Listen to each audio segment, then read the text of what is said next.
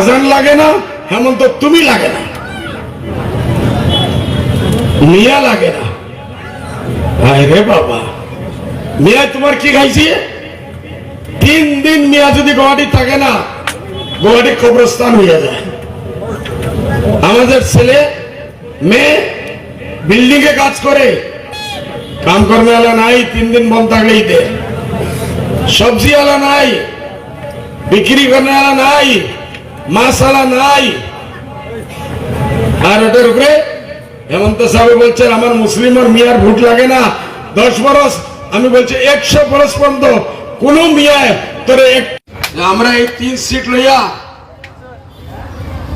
আমাদের 3 সিটের জন্যই যদি দিল্লি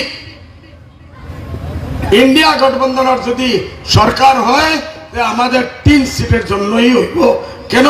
আমরা 3 সিট নিয়ে আমরা মহাগঠবন্ধনকে আমরা উপহার গিফট হিসেবে দিয়ে দিই।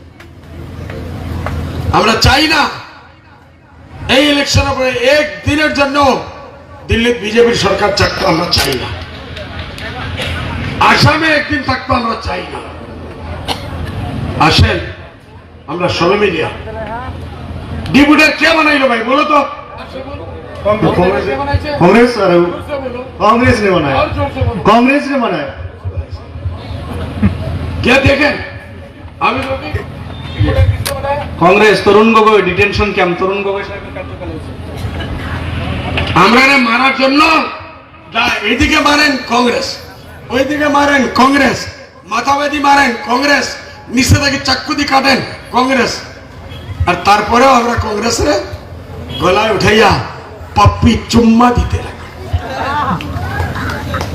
ভাই কংগ্রেসি কেউ আমাদের এই এরিয়া একটা ভোটের জন্য যে কেউ আসে না, আমরা আগে থেকে বুঝাইয়া দিতেছি। এই এরিয়া ইউডিএফ এর এরিয়া, ইনশাআল্লাহ ঘরে ঘরে তালা চাবি, তালা চাবি, তালা চাবি, তালা চাবি ইনশাআল্লাহ থাকবে। আবার এই আগামী 7 তারিখ, আজকে 2 তারিখ যাইতেছে, 7 তারিখ সুপ্রিম কোর্টে 1971 হইব না 51, আমরা 71 দাবি দিছি সুপ্রিম কোর্টে গিয়া। যদি 51 করি রে, আল্লাহ না করো, আল্লাহ না করো, লাখ লাখ না কোটি কোটি টাকা যত লাগবো আমরা খরচ করবো ইনশাআল্লাহ আপনারা রইয়া।